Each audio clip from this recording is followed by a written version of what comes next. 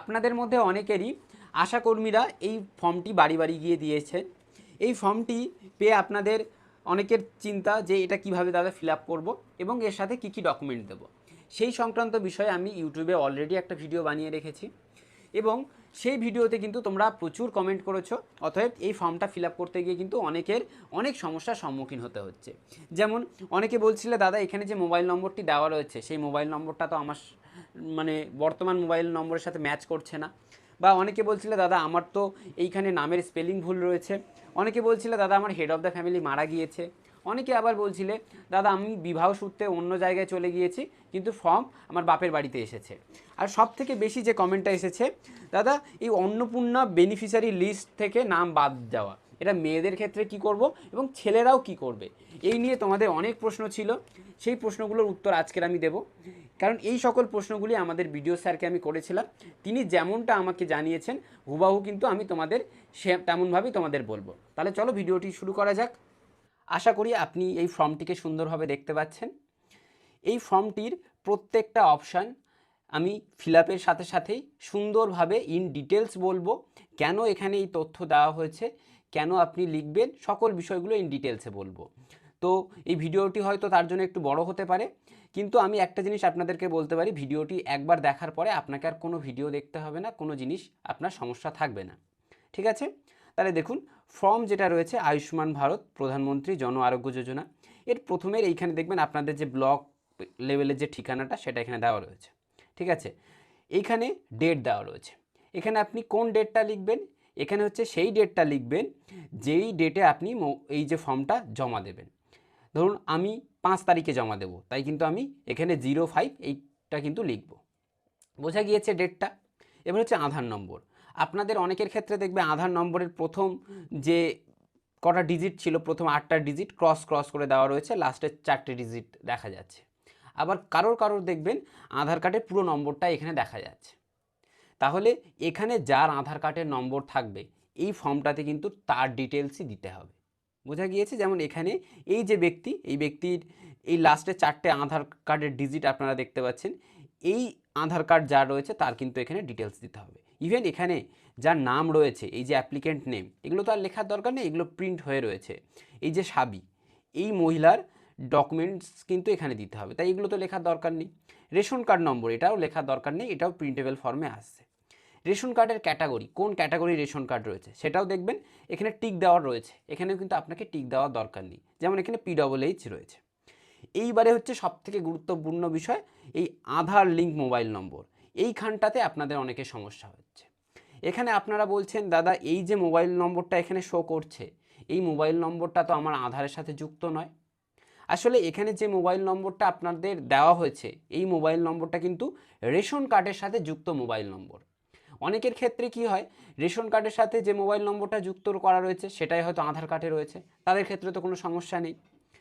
কিন্তু অনেকের ক্ষেত্রে দেখা গিয়েছে রেশন কার্ডের সাথে যে যুক্ত মোবাইল নম্বরটি এবং আধার কার্ডের সাথে যুক্ত মোবাইল নম্বর এই দুটো আলাদা। তার জন্য কি হচ্ছে, তাদের এটা তখন আলাদা হচ্ছে।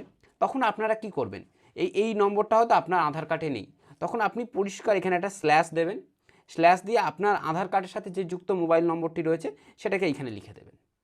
এবারে আপনারা বলতে পারেন যে এই তথ্যগুলো আমি কোথা দিয়ে পেয়েছি, এগুলো সরাসরি আমি বিডিও স্যারকে জিজ্ঞাসা করেছি, বিডিও স্যার যেমনভাবে বলেছেন আমি হুবাহু আজকের এই ভিডিওতে তেমনভাবে আপনাদেরকে দেখাচ্ছি। তাহলে এই বিষয়টা আশা করি ক্লিয়ার হয়েছে। আপনার যদি আধার কার্ডের নম্বরটা যদি এখানে ম্যাচ না করে, যে নম্বরটা আপনার আধার কার্ডে রয়েছে সেটাকে আপনি স্ল্যাশ দিয়ে এখানে লিখে দেবেন। ঠিক আছে, জেন্ডার, এই জেন্ডারের ক্ষেত্রে এখানে সিলেক্ট করা রয়েছে। ডেট অফ বার্থ, এটাও এখানে লেখা থাকছে, এগুলো কিছু করার দরকার নেই। অনেকের ক্ষেত্রে আরেকটা জিনিসের সমস্যা হচ্ছে যে দাদা আমার যে অ্যাপ্লিকেন্ট নেম এখানে তো স্পেলিং ভুল রয়েছে। দেখো এখানে যদি স্পেলিং ভুল থেকেও থাকে তাহলে তুমি এখানে কি করবে, স্ল্যাশ দেবে, দিয়ে তোমার যে সঠিক স্পেলিংটা সেটাকে এখানে লিখে দেবে। বোঝা গিয়েছে আশা করি?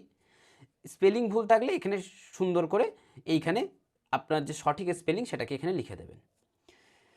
ঠিক আছে, এবারে হচ্ছে ফুল অ্যাড্রেস। এই ফুল অ্যাড্রেসটা একেবারে প্রত্যেকটা ক্যাপিটাল লেটারে লিখবেন, সুন্দর করে বড় বড় হাতের লেখায় লিখবেন এবং চেষ্টা করবেন ধীরে ধীরেই হোক, কিন্তু কোনো রকম ভুল করবেন না, যাতে ওয়াইডনার ইউজ করতে হয়। ঠিক আছে, ভুল করলে কিন্তু সমস্যা হবে।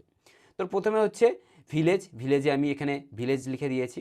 পোস্ট, পোস্টের জায়গায় লিখে দিয়েছি পিএস লিখে দিয়েছি, ডিস্ট্রিক্ট সেটা লিখে দিয়েছি এবং এখানে পিনকোডটা দিয়ে দিয়েছি।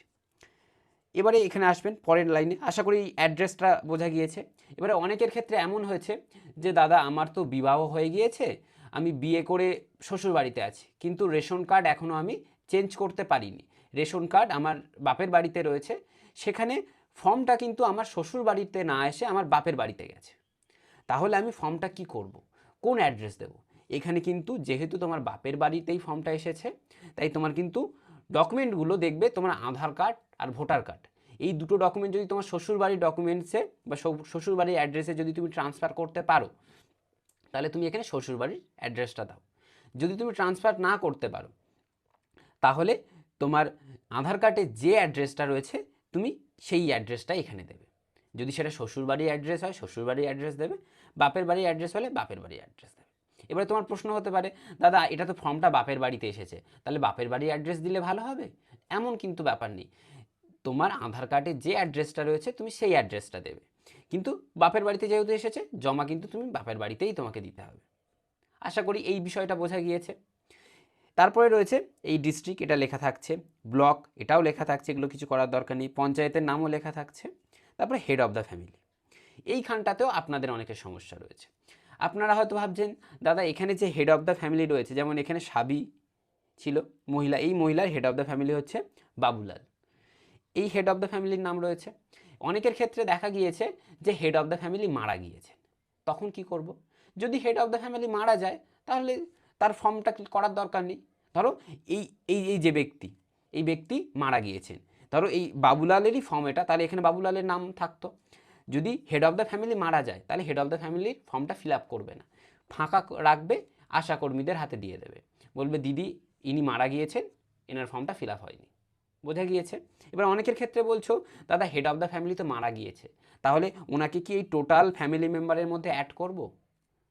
করার দরকার নেই, মারা গেলে ফ্যামিলি মেম্বারদের সাথে অ্যাড করবে না। আশা করি জিনিসটা বোঝা গিয়েছে। এবারে এইখানে এই টোটাল ফ্যামিলি মেম্বার, এখানেও অনেকের সমস্যা রয়েছে।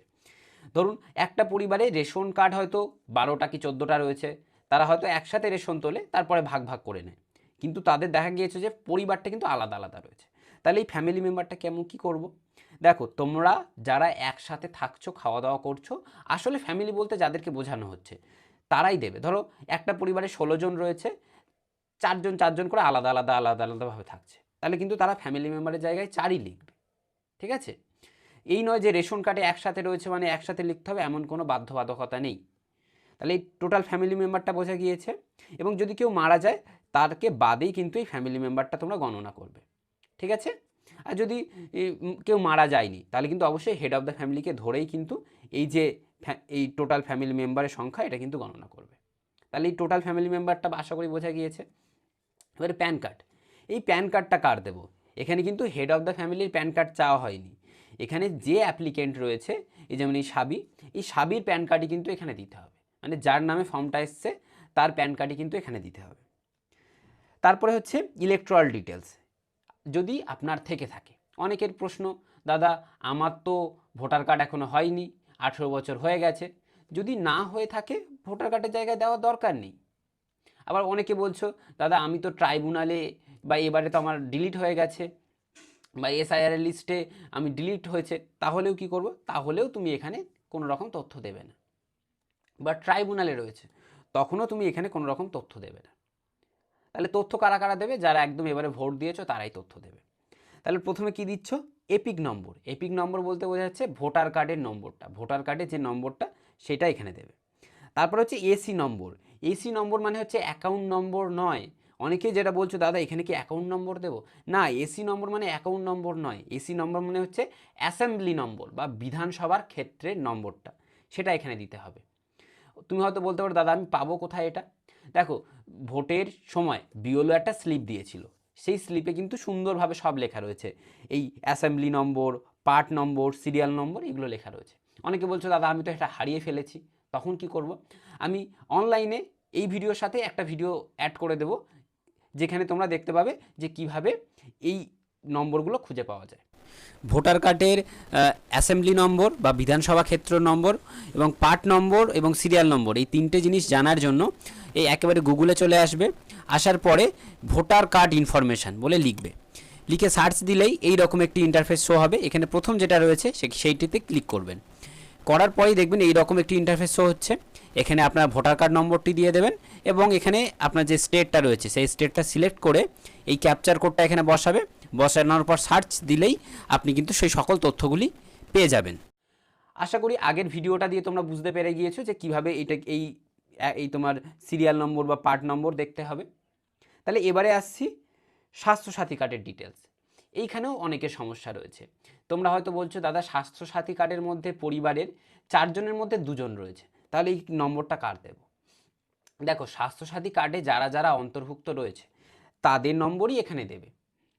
ধরো আমার পরিবারে 5 জনের মধ্যে 3 জন স্বাস্থ্যসাথী কার্ডের মধ্যে যুক্ত রয়েছে, বাকি 2 জন নেই, তখন আমি ওই 3 জনের ফর্মেই কিন্তু এই স্বাস্থ্যসাথী কার্ডের নম্বরটা লিখব, একই নম্বর লিখব, এবং বাকি 2 জনের বেলা আমি লিখব না। যাদের স্বাস্থ্যসাথী কার্ড নেই তাদের এখানে লেখার দরকার নেই, যাদের স্বাস্থ্যসাথী কার্ড রয়েছে তারা লিখবে। আশা করি এই জিনিসটা বুঝতে পেরেছেন। যেমন এখানে বলি এই আমাদের পরিবারে আমার মায়ের স্বাস্থ্যসাথী কার্ড রয়েছে, মায়ের স্বাস্থ্যসাথী কার্ডে আমার মা এবং আমার বাবা এবং আমার দিদি যুক্ত রয়েছে, কিন্তু আমি যুক্ত নেই। তখন এই আমার বাবার ফর্মটাতেও এই স্বাস্থ্যসাথী মানে মায়ের স্বাস্থ্যসাথী কার্ড নম্বর লেখা হবে, মায়ের ফর্মেও এই স্বাস্থ্যসাথী একই নম্বর লেখা হবে, দিদির ফর্মটাতেও একই রকম স্বাস্থ্যসাথী কার্ডের নম্বর লেখা হবে। যেহেতু আমি যুক্ত নেই তাই আমি এখানে এই নম্বরটি দেব না। আশা করি এই জিনিসটা পুরো বা এই ফর্মটা একদম সুন্দরভাবে বুঝতে পেরেছেন। তারপরে যাচ্ছি পরের পেজে। এই যে এই পেজটা, এই পেজে আপনাদের সবচেয়ে বেশি সমস্যা এখানে কোন জিনিসগুলো টিক দেব, কোন জিনিসগুলো টিক দেব না। প্রথমেই আপনাদের এই যে টিক দেওয়া বক্স রয়েছে, আপনাদের পরিবারে যদি 8 লাখের বেশি ইনকাম হয় তাহলে হ্যাঁ করবেন, না হলে পরিষ্কার না করবেন। ঠিক আছে? বলছে any member of family paying income tax. আপনাদের পরিবারে কেউ যদি ইনকাম ট্যাক্স দিয়ে থাকে, ইনকামটা তুমি হয়তো বলতে পারো যে ইনকাম ট্যাক্স তো বুঝতে পারছি না এটা দাদা। যদি আপনাদের পরিবারে কেউ যদি 12 লাখ টাকার ওপরে ইনকাম করে তাকে কিন্তু এই ইনকাম ট্যাক্স দিতে হয়। যদি দিয়ে থাকে তাহলে হ্যাঁ করবে, না দিয়ে থাকলে না করবে। এটা তারপর হচ্ছে এসআইআর লিস্ট। যদি কোনো ব্যক্তি এসআইআর লিস্ট থেকে বাতিল হয়ে যায় তাহলে কিন্তু এখানে তোমাকে হ্যাঁ করতে হবে। যদি বাতিল না হয়ে থাকে তাহলে সেখানে কিন্তু না করতে হবে। ধরো কেউ ডিলিট হয়ে গিয়েছে তাহলে সে এখানে হ্যাঁ করবে, আর যদি ডিলিট না হয়ে গিয়ে থাকে তাহলে এখানে না করবে। আশা করি জিনিসটা বোঝা গিয়েছে। তারপর হচ্ছে ট্রাইব্যুনাল। অনেকের ক্ষেত্রে ট্রাইব্যুনালে অ্যাপ্লাই করেছিলে, সেটা কিন্তু স্ট্যাটাস পেন্ডিং রয়েছে, বা অনেকের ক্ষেত্রে কিন্তু এটা সাবমিট হয়ে গেছে বা সাকসেসফুল হয়ে গেছে। যাদের এসআইআর পেন্ডিং রয়েছে তারা এখানে হ্যাঁ করবে। যদি আপনার এসআইআরের সাথে কোনো রকম নয়, আপনার ধরো বা এই এসআইআরে আপনাকে ট্রাইব্যুনালে অ্যাপ্লাই করতে হয়, তাহলে আপনি পরিষ্কার না করবেন। ঠিক আছে? তারপর হচ্ছে সিএএ অ্যাপ্লিকেশান। আপনি যদি সিএএ অ্যাপ্লিকেশান করে থাকেন তাহলে এখানে হ্যাঁ করবেন, বা আপনার ধরো সিএএ অ্যাপ্লিকেশানটা পেন্ডিং রয়েছে তাহলে আপনি হ্যাঁ করবেন। ধরো আপনি সিএএ অ্যাপ্লিকেশান করেননি তাহলে আপনি এটা এইখানে না করে দেবেন।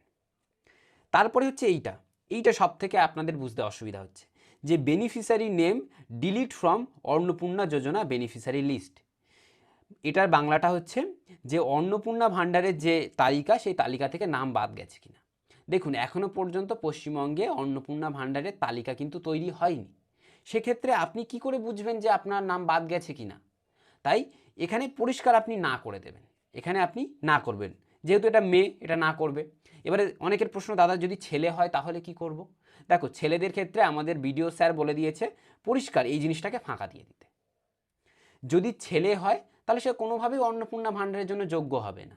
তাই এই বক্সটা, এই বাক্সটা, এই দুটো বাক্সই ফাঁকা দিয়ে দেবে। আশা করি জিনিসটা বোঝা গিয়েছে। বা আপনি যদি নাও করে দেন তাহলেও কোনো অসুবিধা নেই। অনেকে না করেছে, সেক্ষেত্রে যারা এন্ট্রি করছে তারা কিন্তু এটা সুন্দরভাবে দেখে নিচ্ছে, কারণ তারাও বুঝতে পারছে ছেলে কিভাবে অন্নপূর্ণা ভাণ্ডারে আসবে। আশা করি জিনিসটা বোঝা গিয়েছে। তারপরে বলা হচ্ছে যে পারসন নট অ্যালাইভ, যে ব্যক্তিটা বর্তমানে জীবিত নেই, অর পার্মানেন্ট শিফটেড বা অন্য জায়গায় শিফট হয়ে গেছে। যদি আপনি অন্য জায়গায় শিফট হয়ে যান তাহলে এখানে টিক দেবেন, অন্য জায়গায় যদি শিফট না হয়ে থাকেন তাহলে এখানে না করবেন। আশা করি এই জিনিসগুলো বোঝা গিয়েছে। এইবারে আমি বলি এখানে আপনাকে চেকবক্সে টিক দিতে হবে এবং এখানে সই করতে হবে। অনেকের ক্ষেত্রে রয়েছে দাদা আমার বাড়িতে ছোট বাচ্চা রয়েছে, সে তো সই করতে পারবে না। দেখো যদি 5 বছরের ছোট বাচ্চা হয়, তাহলে তার পরিবর্তে অভিভাবক সই করলে হবে, কোনো অসুবিধা নেই। তার ওপরে যদি বাচ্চা থেকে থাকে তাহলে তাকে দিয়েই সই করাবে। আরেকটা জিনিস, এইখানে কিন্তু আপনারা কোনো রকম কিছু করবেন না, এটা আপনাদের নয়। ইভেন এই যে অফিসিয়াল এটাও কিন্তু আপনাদের কোনোভাবে ফিল আপ করতে হবে না। এবারে আবার আমি এখানে বলে দিই কী কী ডকুমেন্ট লাগবে। আপনাদের কিন্তু এর সাথে যে তথ্যগুলো আপনি এখানে দিচ্ছেন, এখানে আপনি যে তথ্যগুলো দিয়েছেন, আপনার Aadhaar card, voter card, ration card, এই 3টে মাস্ট আপনাকে দিতেই হবে। আপনি প্যান কার্ডের তথ্য দিয়েছেন, আপনার প্যান কার্ডের জেরক্স দিতে হবে। আপনি স্বাস্থ্যসাথী কার্ডের জেরক্স দিয়েছেন, মানে তথ্য দিয়েছেন, তো স্বাস্থ্যসাথী কার্ডের জেরক্স দিতে হবে। এবং আমি যেটা বলেছিলাম, ওই যে এসআইআরের প্রমাণপত্র হিসাবে বিওলো একটা স্লিপ দিয়েছিল, আপনার কাছে যদি স্লিপটি থেকে থাকে তাহলে অবশ্যই সেই স্লিপটির একটি জেরক্স কপি দেবেন। তাহলে আশা করি এই জিনিসগুলো সব বোঝা গিয়েছে। আশা করি এরপরে আপনাদের কোনো প্রশ্ন থাকবে না বা প্রশ্ন নেই। তারপরেও যদি কারোর কোনো রকম সমস্যা থাকবে অবশ্যই কমেন্ট বক্সে জানিয়ে দিও, আমি তার ভিত্তিতে আমি চেষ্টা করব তার যথাযথ উত্তর দেওয়ার।